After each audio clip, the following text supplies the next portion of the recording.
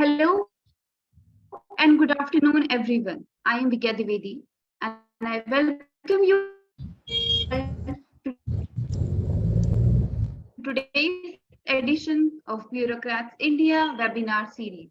Bureaucrats India is an independent initiative designed to bring out into public domain stories of good governance by bureaucrats across India, both at the central and its digital and offline formats, strives to populate the public sphere with good work being done by our dynamic bureaucrats, including IAS, IPS, IRS, IFS, and multiple other services across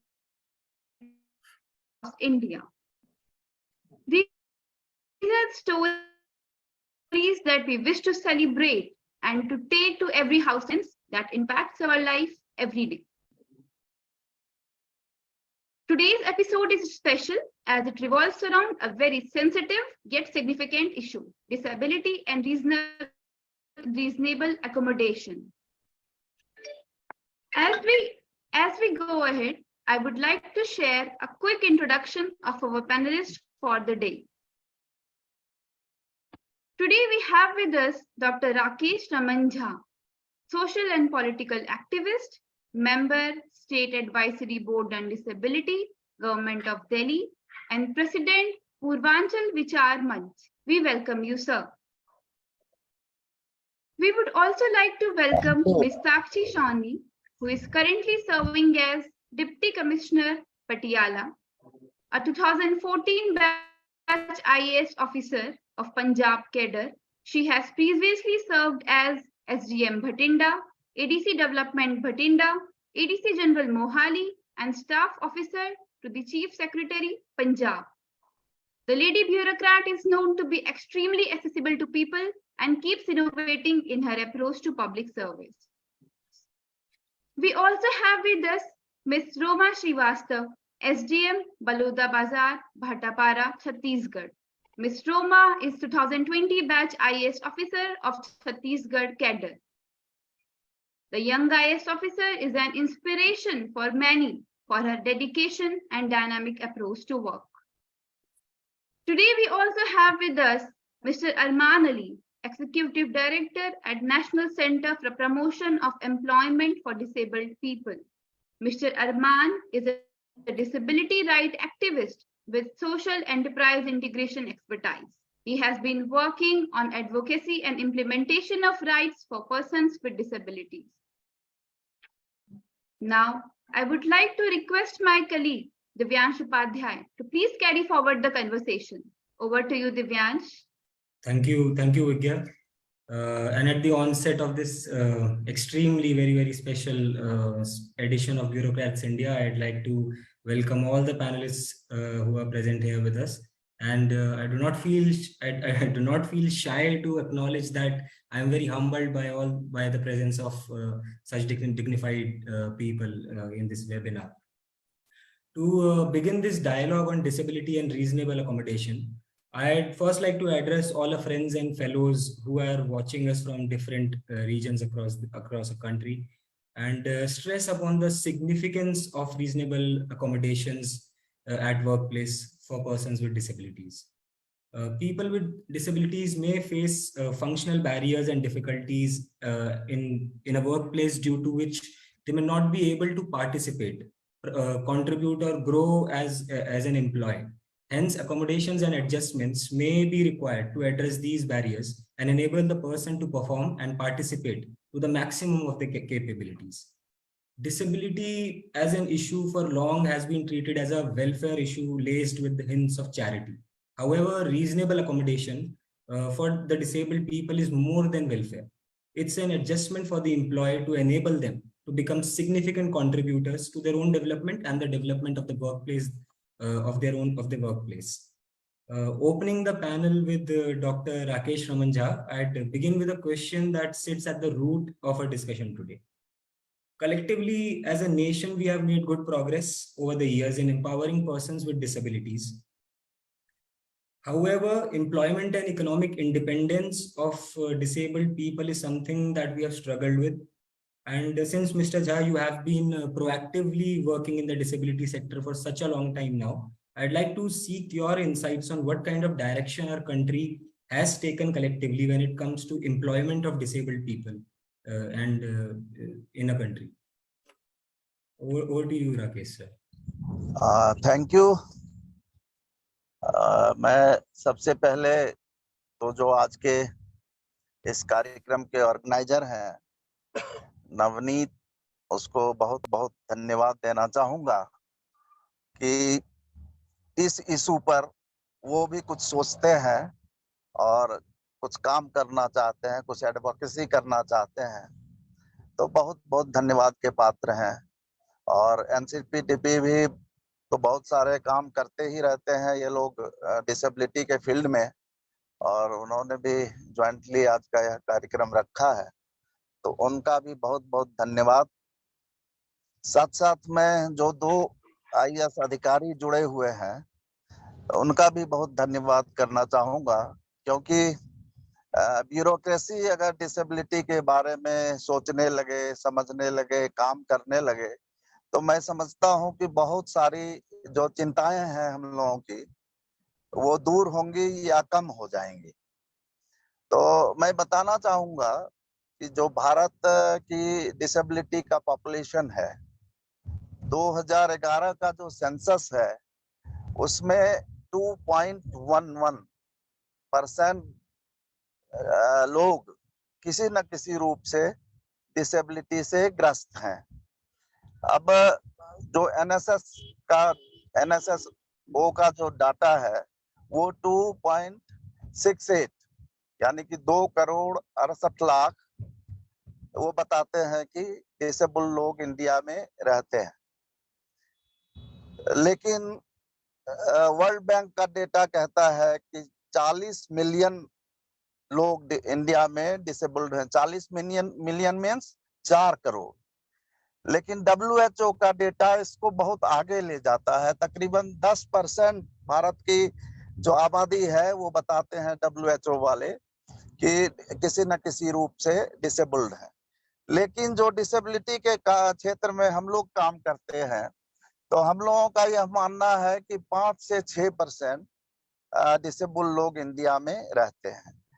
5 से 6% का अगर हम देखें तो बहुत बड़ा population होता है। तकरीबन अगर एक जगह उनको इकट्ठा किया जाए तो वेस्ट बंगाल या तमिलनाडु के पॉपुलेशन के लगभग बराबर होता है।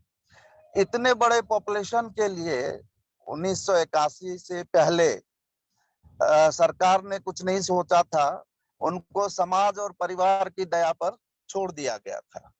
1981 में जब यह सोचा गया, यूनाइटेड नेशंस ने सोचा और 1981 को year of the disabled declare किया, तो उस बाद भारत में भी इसके बारे में सोचा जाने लगा कि डिसेबल भी कोई एक एंटिटी है जिनके लिए सरकार के स्तर पर कुछ प्रयास किया जाना चाहिए।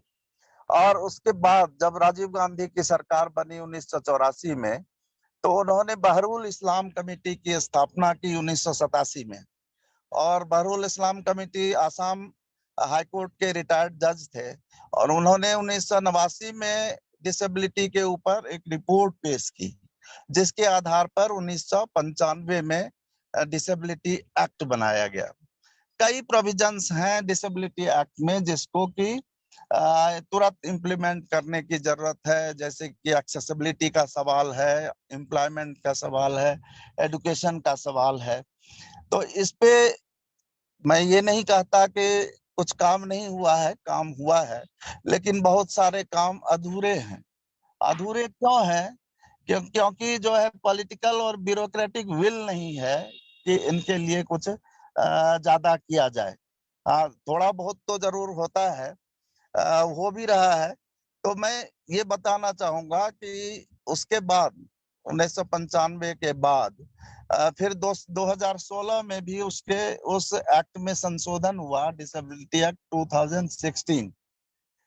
उसमें कहा गया है कि 4% जो डिसेबल लोग हैं उनको नौकरी में रिजर्वेशन हो, 3% शिक्षा के क्षेत्र में रिजर्वेशन हो कॉलेजों में, स्कूल जो टेक्निकल यूनिवर्सिटीज आरक्षण दिया जाना चाहिए। लेकिन जब दिल्ली सरकार को के बोर्ड में हम लोग बैठते हैं और दिल्ली जैसे शहर में अभी सरकार के पास डेटा नहीं है कि कितने लोग डिसेबल सरकारी नौकरी में हैं दिल्ली सरकार के, या उनके यहाँ कितने जो कॉलेजेस है जो है कितने डिसेबल लोगों को शिक्षा मिल रही है यहाँ पे। तो हम लोगों ने जो सर्विस सेक्टर के लोग आए हुए थे, एजुकेशन डिपार्टमेंट से आए थे, 29 सितंबर को हमारी लास्ट मीटिंग हुई थी। उसमें अब ये रखा गया है कि इनको जल्दी से जल्दी इनका डेटा एकत्रित किया जाए और ताकि हम काम को आगे बढ़ा सके। तो मैं ये कहना चाहता हूं कि क्यों नहीं होता है, पॉलिटिकल विल नहीं है, क्यों नहीं हो रहा है ये। तो मैं आपको बताना चाहूंगा कि भारत का जो पार्लियामेंट है और भारत के जो सरकार है वह डिसेबल के लिए कितनी सेंसिटिव है। अभी तक 70 साल हो गया है देश को आजाद हुए, और उसमें 7 एमएलए चुन के आए हैं जो किसी न किसी रूप से डिसेबल्ड हैं, और 4 पार्लियामेंट के लोग आए हैं। तो जब पॉलिटिकली हम लोगों को रिप्रेजेंटेशन नहीं मिलेगा तो मैं नहीं समझता हूं कि इसके ऊपर, डिसेबिलिटी के ऊपर कोई बहुत ज्यादा काम हो पाएगा। आज यदि आईएएस और यूपीएससी में डिसेबल लोगों को रिजर्वेशन है, तो आप किसी आईएएस को, डिसेबल आदमी को आईएएस बनते हुए देखना, रिजर्वेशन नहीं होता तो कोई डिसेबल्ड आदमी डीएम बन सकता, कोई जो है उसको बनने देता। मैं आपको अपनी बात बताना चाहूंगा कि जब हम किसी पार्टी के साथ काम करते हैं, वो चाहते हैं पार्टी के जो बड़े नेता कि आप काम तो करो, लेकिन जब हम टिकट मांगते हैं कि जो है हमको टिकट दीजिए इस जगह से लड़ने के लिए, तो वो जो शेक्सपियर का टू ब्रूटस, यानी कि तुम भी टिकट मांग रहे हो। तो हमारे लिए ये जो है बड़ा ये होता है, दिक्कत वाली बात होती है कि काम तो हम करते हैं, करना चाहते हैं, हमको कहती भी है पार्टी की तुम काम करो, लेकिन जब टिकट का मामला होता है तो वो टिकट नहीं देना चाहते। क्यों नहीं देना चाहते हैं? क्यों? उनका माइंड सेट है कि डिसेबल लोग कैसे मांगने के लिए कहाँ कहाँ जाएंगे।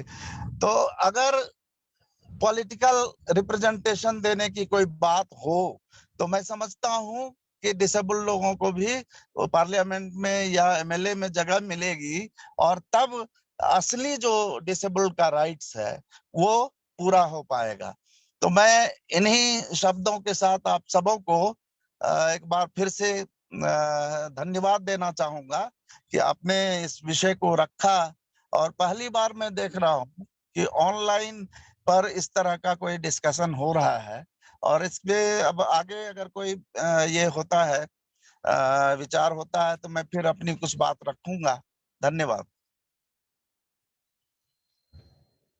Thank you Rakesh sir, thank you for sharing your insights with us. जैसे आपने बोला कि there is a lack of political will, तो I had my next question on this itself. If you could share some perspective on that as well. Recently the equal opportunity policy को अभी launch किया गया, and उसके तहत there is a mandate for the elimination of all kind of unlawful discrimination and denial of reasonable accommodation. So what is your take, what's your perspective on this policy, and how its rightful implementation can be ensured, sir?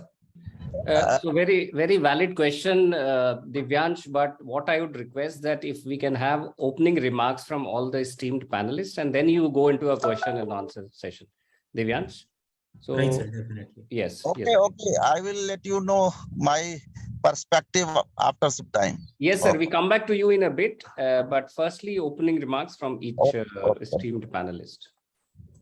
Sure, sir. I'll move on to Sakshi ji. And first of all, Sakshi ji, I'd like to congratulate you for all the good work that is happening in Patiala. Specifically, the night shelters that your district administration team has set up in the district. It's extremely touching because I myself have been in Punjab for many days, and I know that winters in Punjab can be very severe. So that initiative by you is extremely touching, and I congratulate you on that. Thank you. Sakshi, just I think I should there's a lot of work that is being done in Punjab for youth development, skill development. So how is the disabled youth included in these initiatives in Punjab, and what kind of support do you think is needed by the disabled youth in Punjab? So in addition to the specific question, Divyans, I would also urge all the panelists to kindly share their perspective on the broad theme of the discussion today, right? So Sakshi ji, open to you, and you can reflect based on your own experience. You have also been a topper at the Law University, Nalsar, and having interacted with you, I I'm so delighted at the kind of insights that you bring on the table. So we'll be very happy to hear in specific answer to that question. But before that, a general overview on the topic of disability and reasonable accommodation. Thank you very much for having me. It's a pleasure to be interacting with such esteemed panelists. What I feel honestly is that why reasonable accommodation? I mean, we should be talking about our fullest capacity.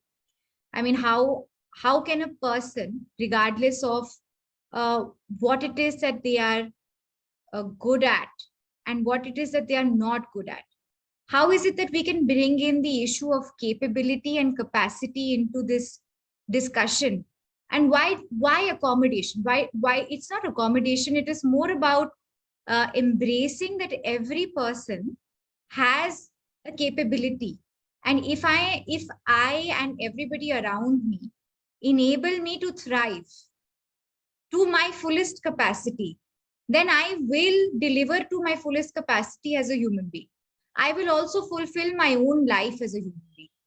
So it should not just be about reasonable accommodation. Yes, what reasonable accommodation does do is that it probably helps us measure outcomes. That this is the baseline that we expect that should be there in any environment for any person to be able to be included. But that should be a baseline. It should not be what we aim at. Our aim actually should be what the Act says, which is equal opportunity and full capacity. So that should be our aim. And this can be a way of measuring our outcome. So that's one thing I did want to say about our theme today. Coming to Punjab and these the initiatives that are being taken, I do want to say that for fullest capacity, it is important to be able to create an environment, and not just jobs, not just employment security. These are very important, but even to be able to live my fullest life. So I want to actually start with an initiative which was just recently accomplished in Punjab. It was with respect to sports, where there was a sports mela held in all the 23 districts of Punjab, and there was a special inclusion of persons with disabilities, that they must be included in the ability, and they should be able to demonstrate that they are also good at sports, at Paralympics. We have so many of our own sports persons who have been representing India at the Paralympics and winning. So that was something that was demonstrated. We actually brought out people who've never played before in their lives to come out and play, regardless of whatever they might have thought in the background as a disability. And I think that is a huge confidence boosting and motivating factor for anybody concerned. That is number one. Number two, with respect to the specific issue of vocational education, Punjab actually runs several vocational education institutions, especially for persons with disabilities, and it teaches children with disabilities pretty early on the component of vocational education. It is also part of all of our schools, and we also have the special education syllabus for children. The idea is to try to rehabilitate them into mainstream schools. But if the disability is too severe, that they are not able to directly participate in an institutional mechanism, although we don't encourage that should be the approach. But even then, just so that the child is not left out, there are special educators who actually go door to door to the identified students' homes and teach those children there in their homes. Although the effort and attempt is that these children should be able to subsequently be mainstreamed into a school like all other children and participate therein. We also have our partnership with several NGOs, wherein not only is training given to them, but also opportunity in all other fields, including music, including in arts, in theater. Other than this, we have a preference for persons with disabilities and several of our cooperative organizations. So, for example, if there is a Verka booth that has to be allotted, a preference is given to a person with disability who should be able to run that booth. I would also like to add here that other than these initiatives, that the government has in fact come out with a empowerment policy for persons with disabilities, and that policy is across the board. It means that any department, no matter what scheme that department is running, they have to involve and look at the interests and the fullest capacity participation of persons with disabilities. So suppose it is the transport sector, then how should the transport department ensure better facilities for persons with disabilities to be able to move and travel? Suppose it is the women and child department, then the women and child department will budget for persons with disabilities and ensure that food rations are reaching women with disabilities. Women with disabilities are able to safely give birth.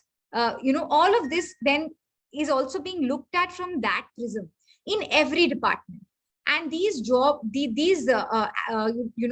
specific responsibilities have in fact been given to each department, and each department reports back on these.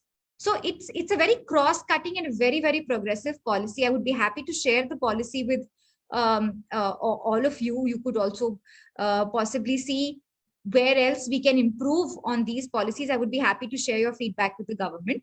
But this is one of the very major policies that the Punjab government has taken.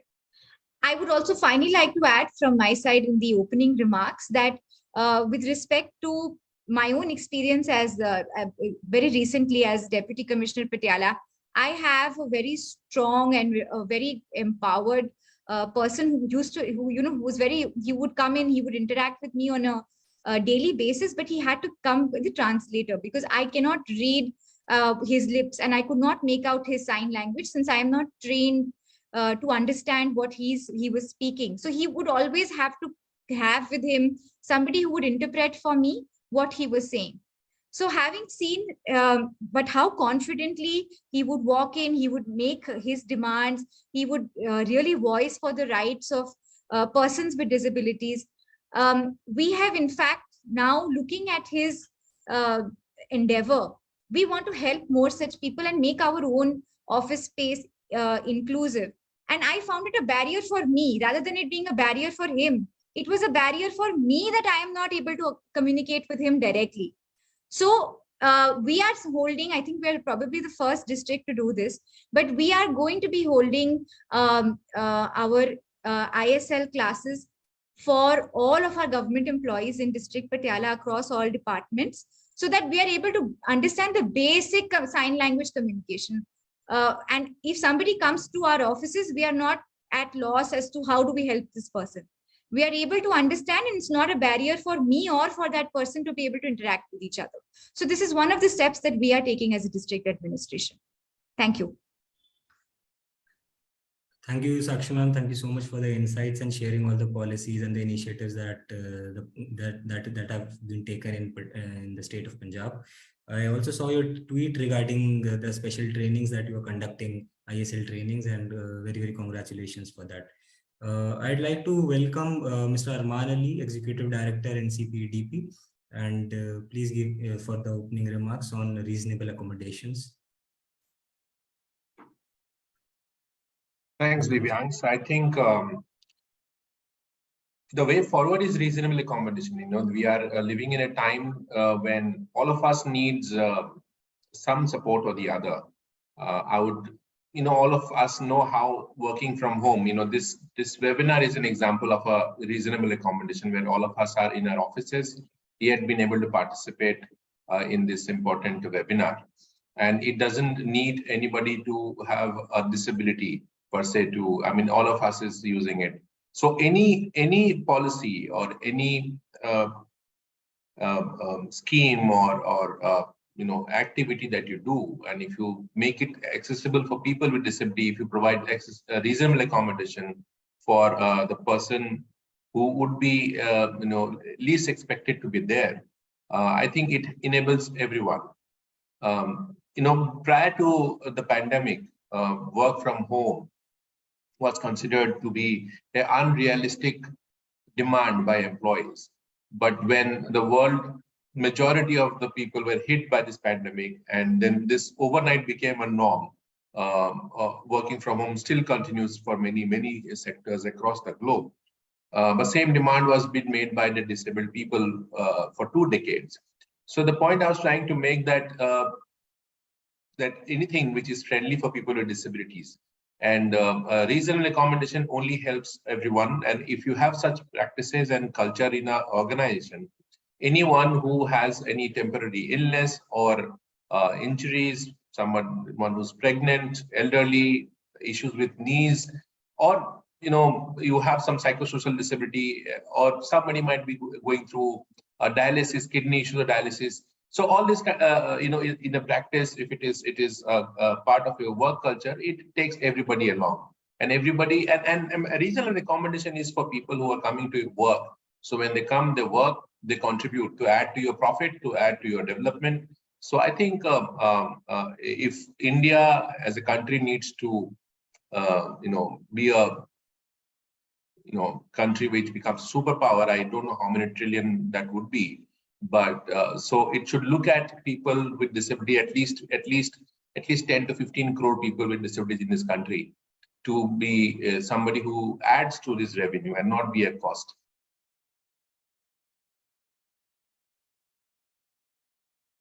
Right, sir. To be a meaningful contribution to the nation, right? Thank you so much, Arman sir. I'll welcome Roma ji to the panel, and I'll request her to please share her opening remarks with us on disability and reasonable accommodation. Welcome.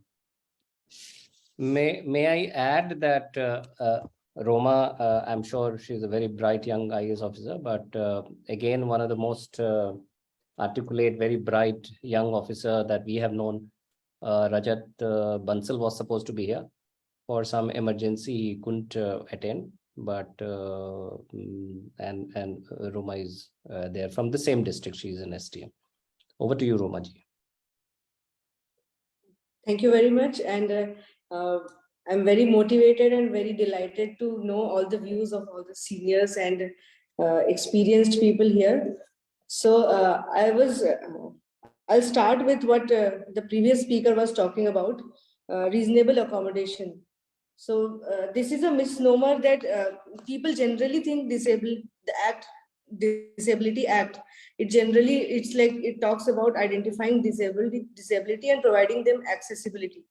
But the keyword reasonable accommodation is generally missed, and it talks more about how an individualized and more personalized way of addressing disability is mainstreamed, so that like ma'am was saying, the capabilities will be full potential of capabilities can be realized.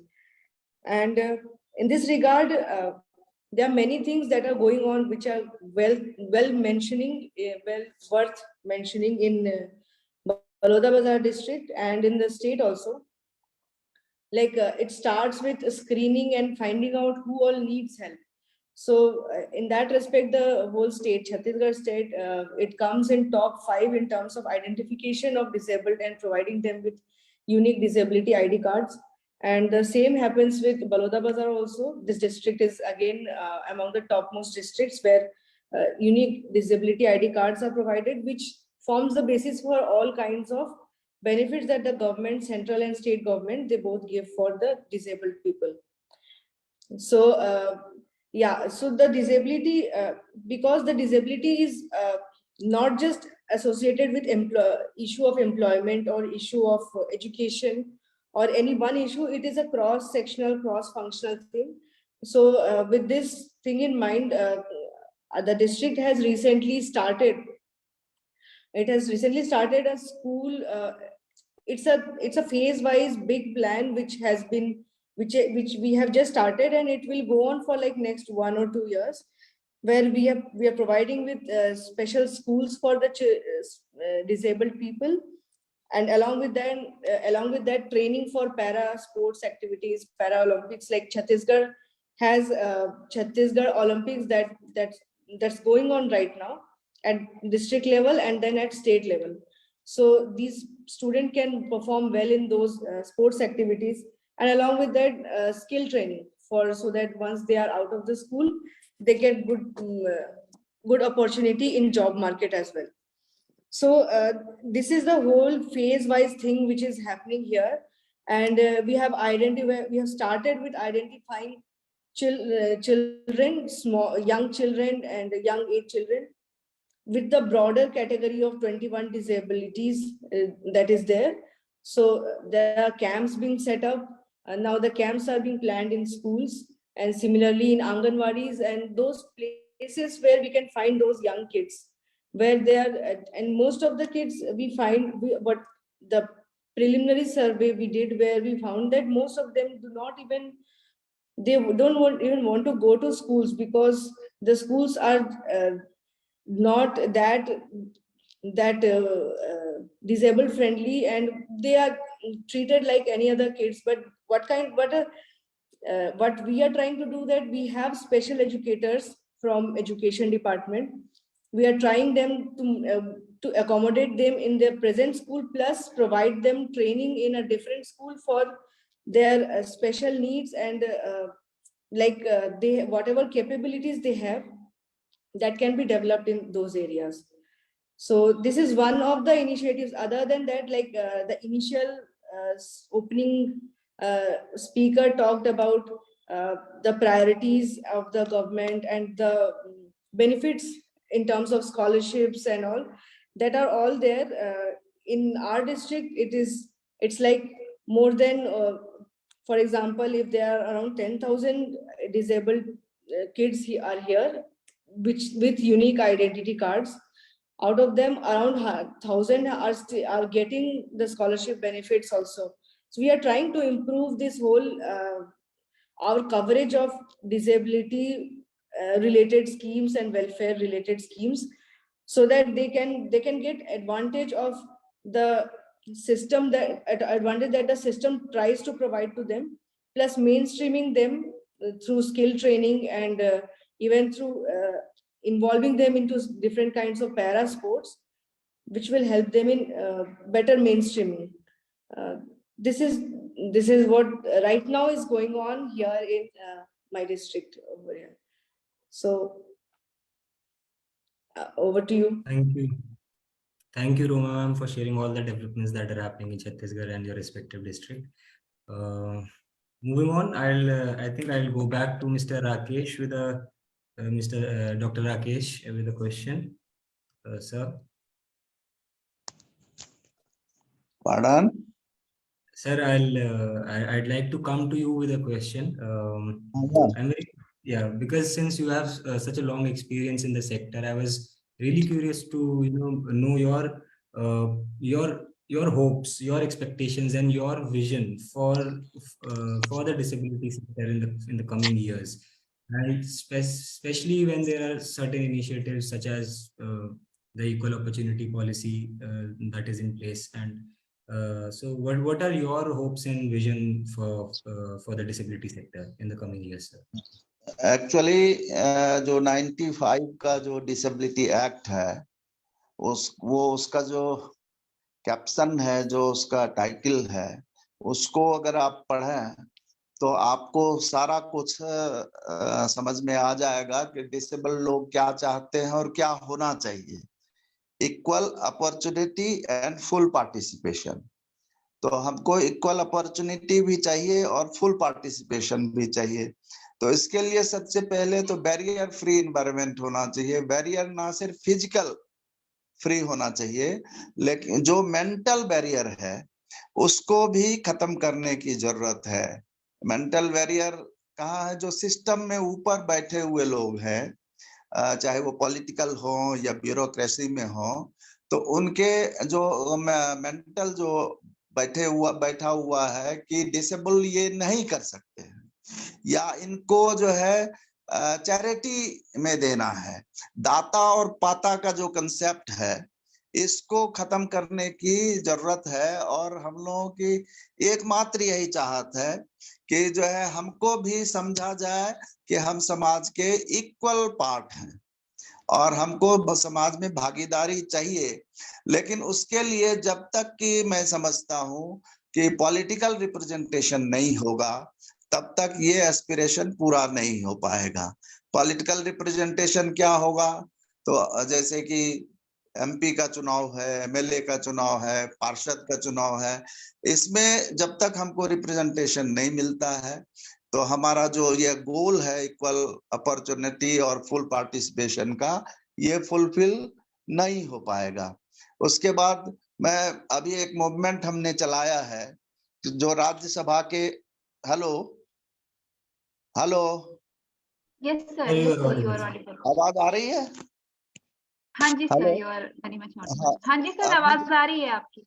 अभी हमने एक movement चलाया है कि 12 जो nominate member होते हैं राज्यसभा के, जिसको गवर्नमेंट के रिकमेंडेशन पे राष्ट्रपति मनोनीत करते हैं, तो उसमें से एक जरूर से जरूर डिसेबल हो, ताकि हम अपनी बात उसके थ्रू रख सकें सरकार के सामने, और हमको ये लगे कि नहीं, हमारा फिर रिप्रेजेंटेशन सरकार में है, पार्लियामेंट में है। इसका एक मूवमेंट हम लोगों ने चलाया हुआ है, और आप सबों से भी मेरी यही गुजारिश है, इच्छा है कि आप जरूर इस मूवमेंट को सपोर्ट करें। और वहीं से शुरुआत करते हैं पॉलिटिकल रिप्रेजेंटेशन का, क्योंकि जो है चुनाव लड़ना तो जो है बहुत पॉसिबल नहीं है सबके लिए, बहुत पैसा लगता है, बहुत ताकत चाहिए उसके लिए। लेकिन ये तो सरकार के पास है कि एक मात्र एक रिप्रेजेंटेशन डिसेबल लोगों को, डिसेबिलिटी के लिए काम करने वाले आदमी को दें। और क्यों नहीं देंगे, देना चाहिए। तो इसके लिए मैं चाहता हूं कि आप सब भी जरा सा इसमें हम लोगों का समर्थन करें। इसके बाद बैरियर फ्री का है, एम्प्लॉयमेंट का है, और एम्प्लॉयमेंट में जो 4% का सरकार का जो कमिटमेंट है डिसेबिलिटी एक्ट के थ्रू, वो हो। अगर एम्प्लॉयमेंट पूरा नहीं हो पाता 4% का, तो स्पेशल ड्राइव के रूप में निकाला जाना चाहिए, ताकि उस कोटे को हम पूरा कर पाए। 3% का एजुकेशनल इंस्टीट्यूशंस में रिजर्वेशन है, उसको भी पूरा करने की जरूरत है। लेकिन सबसे पहले कि जब तक हम बैरियर फ्री नहीं बनाएंगे, तो हम जब पहुंच ही नहीं पाएंगे आपके पास, या हम क्लासेस में नहीं जा पाएंगे, हम नौकरी मांगने के लिए नहीं जा पाएंगे, तो वो पूरा नहीं होगा, फुलफिल नहीं हो पाएगा। तो सबसे जरूरी है कि एनवायरनमेंट को बैरियर फ्री बनाया जाए, और तभी हम अपने गोल को अचीव कर पाए।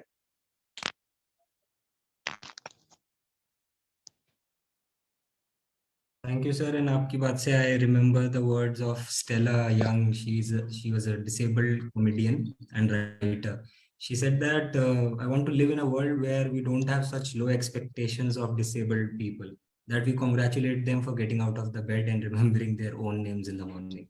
So I understand, sir, what kind of empowerment you are talking about and the representation that you talk about. Thank you so much for your insights, sir. I think I'll go to Sakshi ma'am for the next question. And I'd like your insights, ma'am, if you could share with us that how government offices can accommodate, reasonable requests from employees working in public sector, and the role of bureaucracy in making it all happen. So thank you for the question. I want to highlight here one thing that big thanks to this act. In fact, in the bureaucracy, we do have a lot of persons who have broken that barrier. We've had persons who have served as STMs, even though they've had some degree of visual impairment, and they have done a fabulous job. In fact, I had the privilege of having an STM with me, and I don't think he ever let anybody or any one of us feel that there is a task that he was not up to. And you have an STM on the panel, you know, she will also vouch for the fact that a subdivisional magistrate, just like a deputy commissioner, is on the job 24/7. And at no point did, you know, you have to go through rough terrain, you have to go through you have to navigate new parts. It's not like you will be in a confined environment where you know the ways straight, or you know the route it will take. It is not as if those strips for helping out a person who has visual impairment will be present on, in terms of you know, a terrain which is rough. So this was a flood affected subdivision, and I never once felt that he was not up to it, or I should give him any kind of sympathy. It was actually a case of accommodating with each other. You know, it was not a case where you go to a 9 to 5 job where, like, for example, in our offices after the Sugamya Bharat, which is the Accessible India campaign, in all government offices, at least, for example, in Patiala, we have the strips where you can feel where you're going. So it will tell you that a door is here now, even if you were not to be. So it really helps persons with visual impairment. But that is not the case in every walk of life. If you have to go and do a field inspection, there will be people with you who will assist you. But when you are to go, this person had made himself such an inspiration in himself to be able to perform all those tasks. It's not that I have to congratulate him for it, but certainly that the way he has managed it, and the way that he has always come forth with suggestions on making it possible. I also saw that a lot of assistive technology use really helps employees. For example, now there are technologies which help all of our government websites. You can see they have a bigger font. You know, you have that option of a bigger font for the persons who are not able to read small fonts. You have very big fonts. You also have the option nowadays of the audio, so that if you are not able to see, you are able to hear. Now, this actually brings me to a very important point. It is that even within this category that we're saying disability, there are various disabilities. So when you're talking about a barrier-free environment, I do feel that maybe others can also step in, that there are certain categories which get benefited when we talk about, okay, outcomes. So for example, persons with visual impairment, they are immediately getting the help of having those assisted work pathways in offices. Persons, with however hearing and speech disabilities, there is actually a barrier, because unless I understand sign language, or I have an interpreter who can understand sign language for me or for that person, we'll not be able to communicate with each other. So persons with hearing and speech disability, they do have these issues. And of course, then you have persons who have other disabilities. There are children who are autistic. There are parents who have children with disabilities who might need to go home earlier, whom you need to ensure that, it's frustrating if you are a parent anyway. I'm saying as a parent, it can get very, very difficult to deal with a child at home.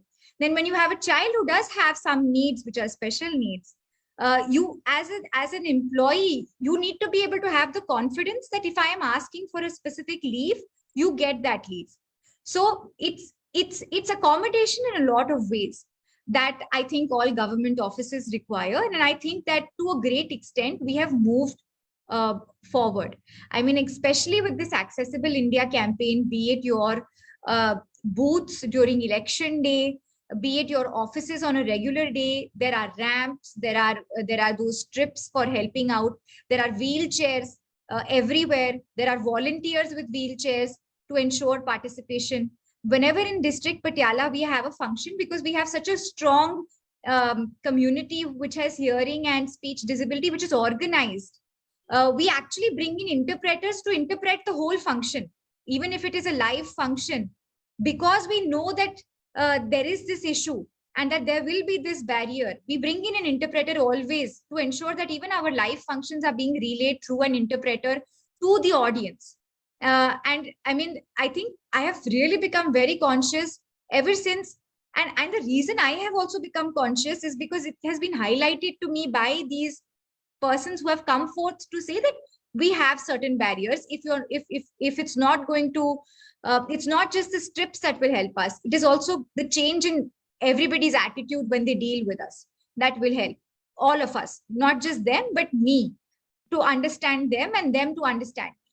So I think it is also this, I mean, it's not a chore, it's not a task. We are actually just bringing in an environment which helps any person.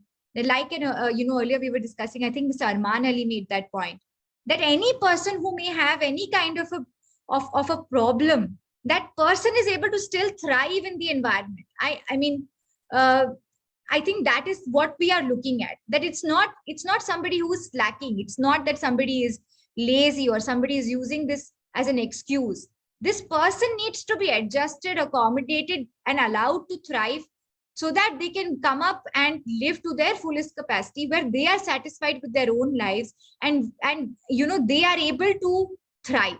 I think that's what we are looking at. So it's not just a person who is himself suffering from a disability. It is also, I think, parents of children who have to go home and take care of those kids also. I think we need to look at even those aspects when we are sitting in government offices. And I believe that the government is actually a model employer. The government is a model employer, and the government, if the government shows the way, I believe that pieces fall into place even in the private sector. So, and I am very happy to be able to come back and say that although, yes, we still have lots to do, we have a lot of things that we need to achieve, I do believe that we have also come a long way from where we were. I do believe that we have come a long way. Thank you.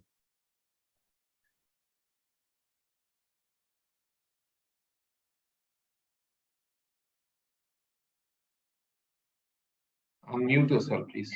Divyansh, mute you. My apologies. Thank you, Sakshi ma'am, for sharing the insights with us, and my best wishes for the ISL trainings that are happening from December 12th. I think I'll move on to Mr. Arman Ali. Before going on, I'd like to congratulate Mr. Ali and the NCPEDP team for hosting the 23rd edition of the Helen Keller Award, which recognizes people and individuals and organizations for their efforts in creating equal employment opportunities and for disabled people. So congratulations for that, sir, for hosting the 23rd edition in the coming few days. Sir, I'd a very basic question, I think, and which is very fundamental to the whole issue of reasonable accommodation that I think I should ask you is how do we ensure that an inclusive work environment and an enabling like what are the key foundational things that any employer can do to create that kind of inclusive work environment for persons with disabilities? What are the few key foundational things that can be done, sir? Thank you, Divyansh. Thank you for the congratulatory message. I think 23 years is a long time, and you can imagine when we started this award back in 1996, there was hardly any employment around disabled people. Allow me some time to give you the background and how and why we do this award. So, Dr.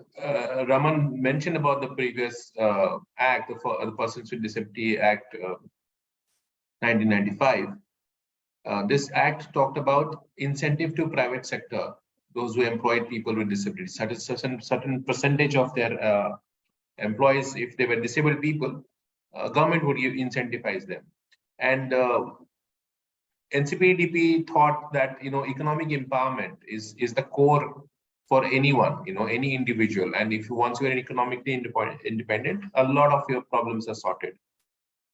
And this was an era when IT, BPO, call center was coming to India, and we seized this opportunity of this open global market, which was done in India, and NCPEDP went to talk to CII, FICCI, NASSCOMs, and likes of them, asking them to employ people with disability. And they came like forward, everybody said, definitely, yes, why not? And this idea of, disability, when you imagine disability, you think of a person on a wheelchair, and one only relates to somebody, who's mobility impaired and so on.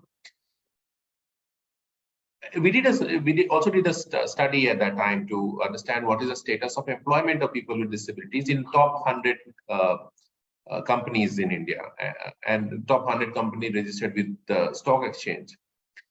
It came out that less than 1% people are employed with disability, and then the reason being, there was not enough for people who are qualified. So even when the private sector came forward to employ disabled people, you would not find engineers, you would not find graduates, you would not find people with certain qualifications. And migration is a huge issue when you have a disability, to move from, from Chhattisgarh, madam is here, to Gurgaon for a job with a multinational company. So, we thought that those who are providing employment, those who are giving reasonable accommodation, people who, including the government, and over the last 23 years, governments, private sector, civil society organizations, individuals with disabilities have applied for the award. Some of the biggest names have been our awardees. This year, also one of the best employer award is going to Union Bank of India. They have ensured that at least 3.2% of their employees are disabled people. When you talk about 4%, one of the challenge with the government is that these 4% jobs are not filled up by disabled people. There is a Supreme Court order, the strong order for all the states to comply and complete this the backlog which is there. So this awards is one way to keep reminding people that there is a lot that is need to be done, and this award is also for those who have continued the struggle to find employment for people with disability, to create that, keep the discourse on. It's not an award that we do. We are a civil society organization, non-profit organization, but it's a prestigious, one of the most prestigious award in the disability sector that we run, and it gets very competitive. So this is on the 10th of December. There is day after tomorrow, and for reasonable accommodation, I'm glad Sakshi is here, and Roma and so on. So RPWD Act, the Rights of Persons with Disability Act, says any establishment with more than 20 employees must have an equal opportunity policy, and they have registered this equal opportunity policy with the Commissioner Disabilities Office. Now, 20 employees you'll find in every nook and corner of this world, where you have, establishment who are employing 20 people. Now, that's equal opportunity is not reservation. Equal opportunity is not quota, and reasonable accommodation is not something which causes you undue rest on your finances and so on. So I talked about having the practice. I very well said, Ms. Sakshi ji said that the government is a model employer, and if the government also ensures that when people are coming for trade licenses, when they are starting businesses in your area, are they sensitized about disability, looking at people with disability as resource, as talent pool? And people with disability also have this challenge of understanding that people get employment for their skill set that they bring onto the table. They bring what qualification you have, what skills you bring onto the table for an employment. And disability is an identity, and identity doesn't get you a job. So I think this is a two-way communication, a two-way awareness that is need to be done. That it's not doing charity. If you provide employment to people with disability, you're not doing charity. You're providing employment to someone who will come and add to your profit. Somebody who works for you and adds your profit. Your organization grows year to year, quarter to quarter, and so on. So I think talking about this webinar is one such example. When we talk, when you have people from across and listening, and the highest 70% of people with disabilities are in rural areas. They're in smaller towns. So how do we create employment there? Everybody can't move to Delhi, Bombay, Pune, and Gurgaon and Bangalore and so on. So, and jobs are in private sector. So how do we open up self-employment avenues? How do we promote entrepreneurship for people with disability? And so I think these things need to be explored. We have people here who can bring such changes. That discourse is important to start. And to ensure that you're not discriminated. So when you are coming for a recruitment interview, how is your interview made sure that it doesn't discriminate? If somebody who's coming with low vision may ask for a large font print where if there's a script to be written, somebody may ask for a sign language interpreter, somebody may ask for an accessible venue and so on. So I think just ensure that you are not, someone may ask for a 30 minutes extra time. And also not all disabilities are visible. There are people with psychosocial disability, people who have blood disorders, and so on, so one has to be very conscious about these facts. And if you start talking and doing things now, in next 10 years to come, India will be a changed country. And we need to break the stereotypes, okay? And how each time you look at disabled people, you don't see a para-athlete. Just imagine if I look at Divyangs and say that tomorrow you will be somebody a prime time doing people. Why are you not doing prime time? So it's undue pressure on you for any. So I think we are people first. People with disability are people first. I must say that I am a person with disability myself. I use a wheelchair for my mobility, and so it's people first. Everybody has the same needs. Everyone needs education, employment, the freedom to go from one place to another. So I think reasonable accommodation is not something which is equivalent to accessibility. Accessibility is the core. Reasonable accommodation is very individualized. Somebody may need, somebody may not need. It's very people to people. It's very personalized, individualized thing. So and it's a good thing to have. It adds value to your organization. One last point, Divyansh, that reasonable accommodation is not only specific to employment, it is also for education. The RPWD Act very clearly states that reasonable accommodation for people with disability, students with disability must be provided, right from primary education to higher education. So it's mandated by the Act, and we just need to bring it into practice. Thank you so much. Thank you so much, sir, for sharing so many things with us and broadening our perspective on what reasonable accommodation is. And I think I'll hand over to Vidya to carry forward the conversation. Thank you, Divyansh. Hello, everyone. So now we'll come back to Roma, ma'am. Ma'am, my question to you is, since you have joined the services very recently, it will be extremely refreshing to have your perspective on regional accommodation for person with disabilities, and how, as a young bureaucrat like yourself, you foresee coming years for such people with disabilities. Please provide your insight. Hi, Vigya. Hello. So with the new Disability Act, things are going to move forward very fast, because it has broadened the whole gamut of definition of disability, and also it has along with that the success of Accessible India campaign makes it mandates us to move to the next phase of making India more disabled friendly.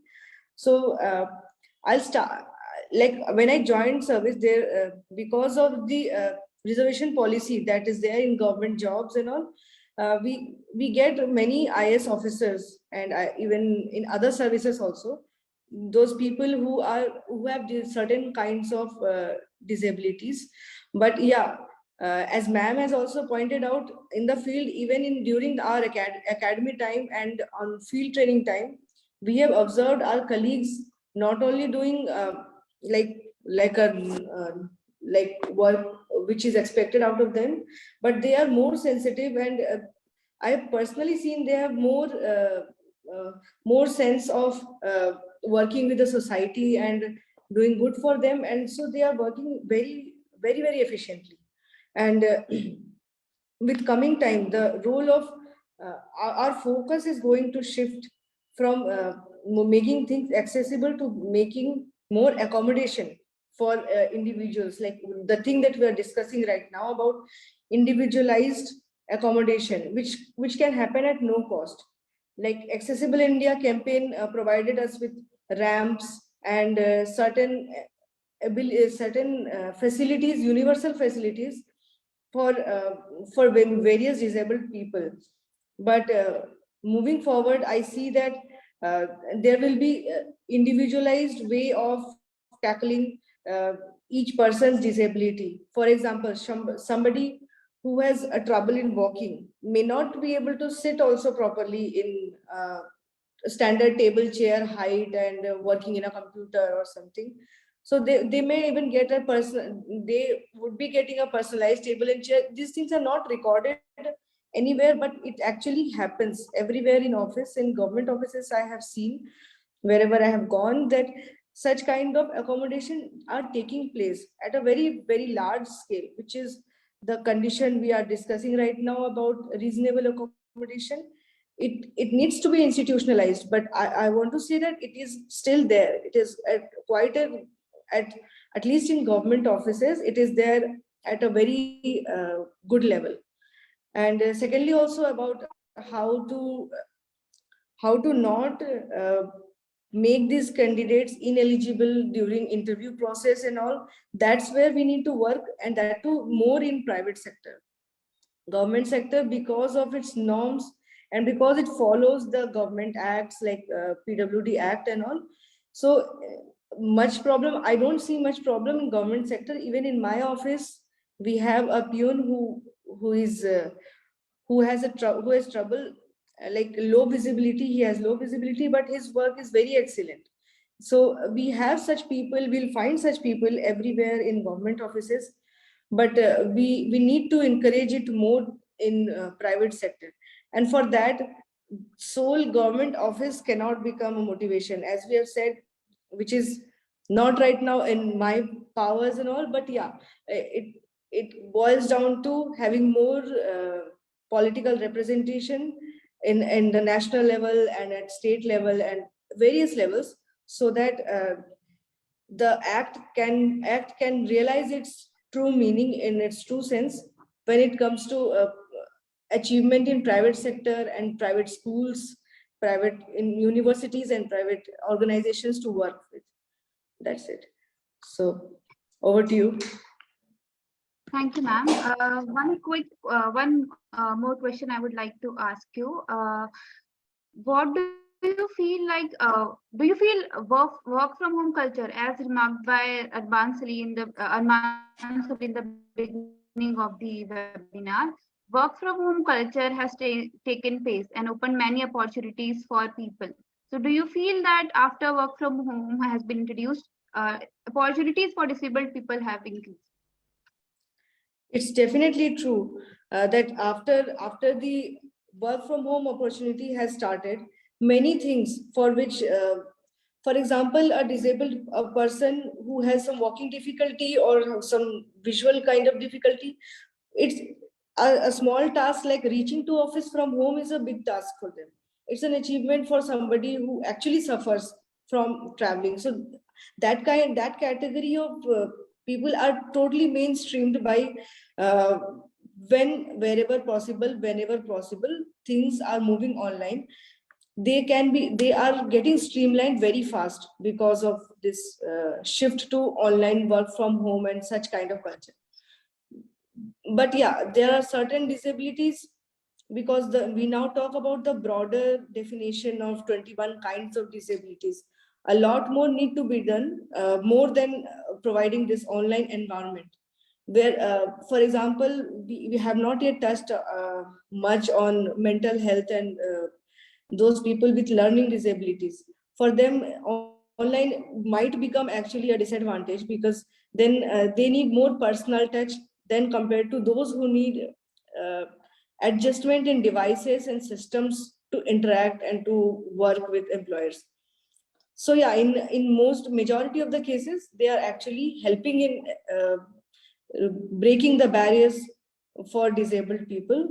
But for some cases, some kinds of like mental health and those non-visible kind of disability cases, we need to think on some different direction, not just in this online kind of thing. Thank you. Thank you so much, ma'am. Before we end this webinar, since we are running short of time and our panelists also are, I would like to have some closing remarks from all of our panelists, starting from Sakshi ma'am. Any closing remarks, ma'am? How positive are we? How positive are we regarding the future of disabled people in India? Anything on it if you would like to say? So, I mean, I think that one should always be optimistic. And I do believe that we have already, like I said, we have traveled a very long road and a long path. And I think the fact that there has been so much organization of the voice of persons with disabilities.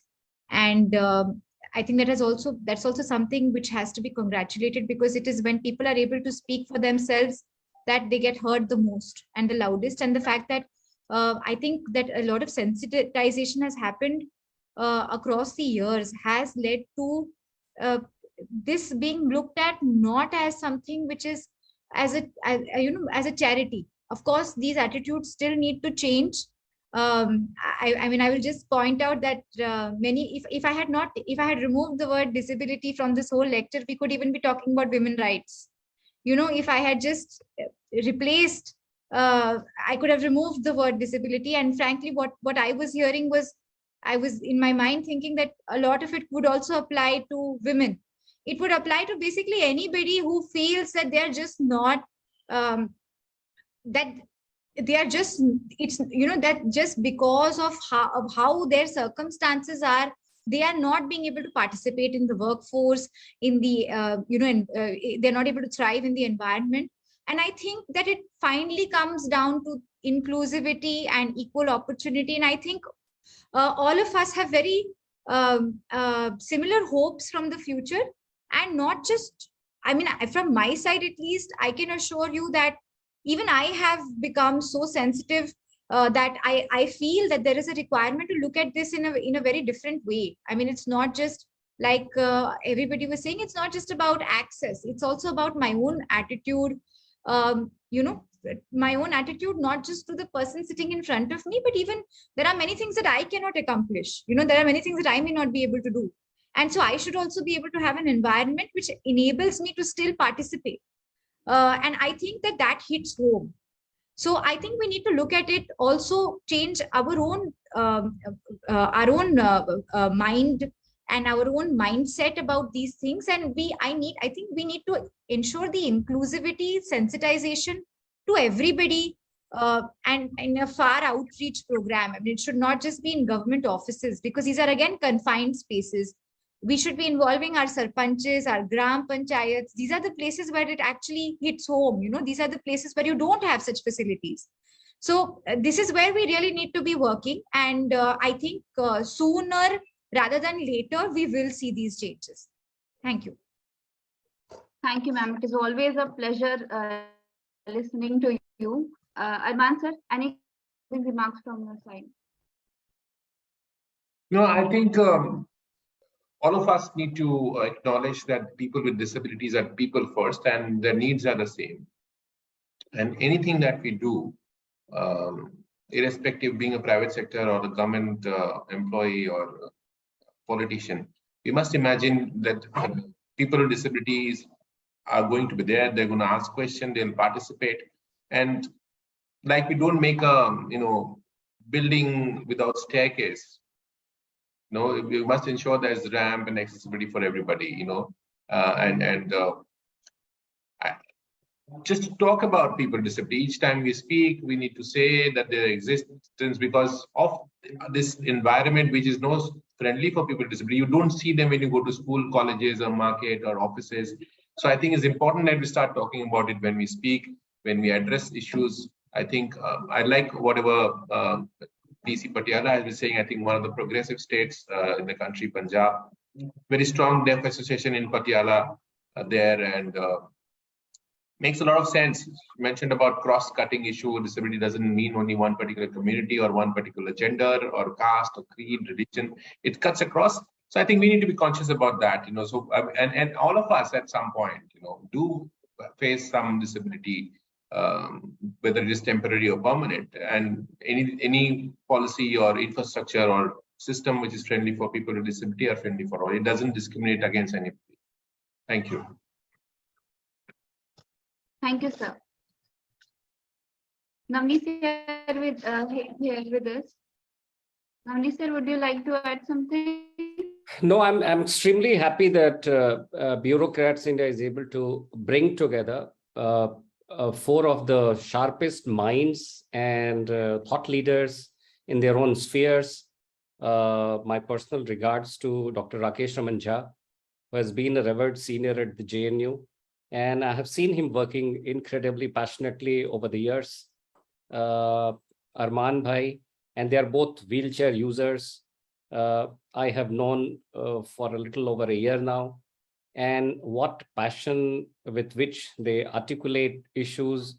I was listening very intently to Sakshi ji and Roma ji. Great to see a wonderful steps being taken by the government at the micro level as well. And that gives us hope that we have come a long way, as Sakshi ji was saying. But as Arman ji would, want us to remember that we have many more miles to cover. Bureaucrats India takes the pride in being at the forefront of driving critical discussion. This special edition of webinar today on December the 8th, 2022 is dedicated to the resilience of our millions of brothers and sisters who are fighting disability, living with disability, and of various kinds. World Disability Day, we have seen pass by on December 3. And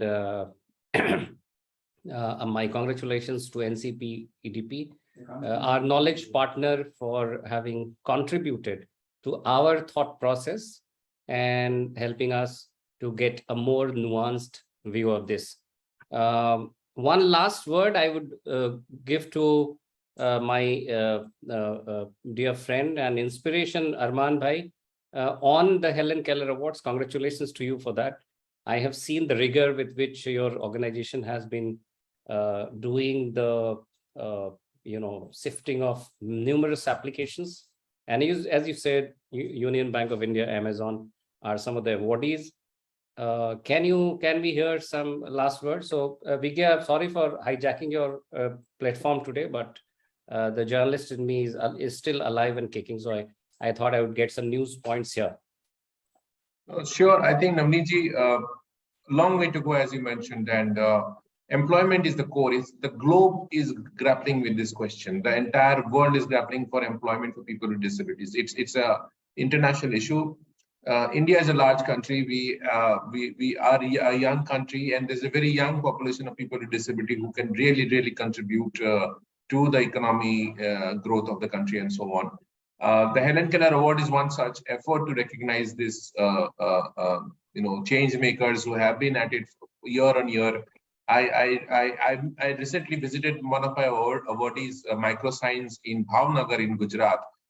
They are a manufacturing unit, a small manufacturing enterprise. They have 40 employees with disabilities out of total 70. I think it's mind-boggling the kind of effort that gentleman has done. So, the hope is with people who are on the ground, and so I think this change, I personally think, will come from smaller towns and villages and cities, and not necessarily from a place like we are in Delhi or Mumbai and so on.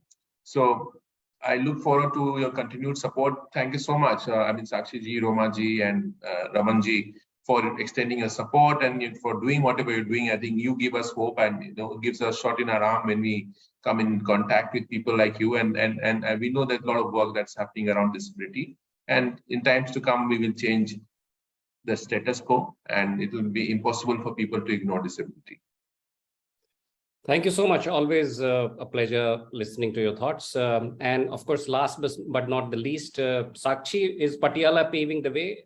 Leaders like you, young leaders like you, give us a lot of hope. And we are certain that your model, I have heard about and read about the rehabilitation model. We were having a discussion yesterday that why we need to do a special story on that. And I was listening about the strips and other initiatives, thanks to Accessible India campaign by the government of India. Your last thoughts, you will go on to become at great positions in the government of India. I'm sure you will inspire many like Roma to follow your That's path. very kind of you, but honestly, it is because of the partnership of, so even, I mean, I think that's also very important. I think the stakeholder approach, which I always mention, is very important because a lot of this was brought to us by stakeholders. It's not that, I mean, even if I am, I have the empathy and I may be sensitized, many things do not occur to us unless the stakeholders are involved, because they are the ones who are going to be utilizing certain things. I mean, I can just give you an example. A ramp was being installed in my office, but the approach of it was so inconvenient and didn't occur to us. It is when we involve the stakeholders, because we also have an office committee for persons with disabilities, that they came to me and said that that approach doesn't make sense. We changed the approach. So we need to have, I think, a stakeholder approach always to these problems, because I think together we can actually pave the way forward. I think it's when we rely upon each other that we are able to go forth and go forward. So that's the headline, Vigya. Together we can pave the way, though Patiala leads the way. And it was a wonderful having all of you here. Roma Srivastava, Arman Ali, Dr. Rakesh Raman Jha, and Sakshi Sawhney at this Bureaucrats India special webinar. Thank you for continuing your support to us in all that we do. Thank you and Jai Hind. Thank you, Jai. Thank you. Thank you.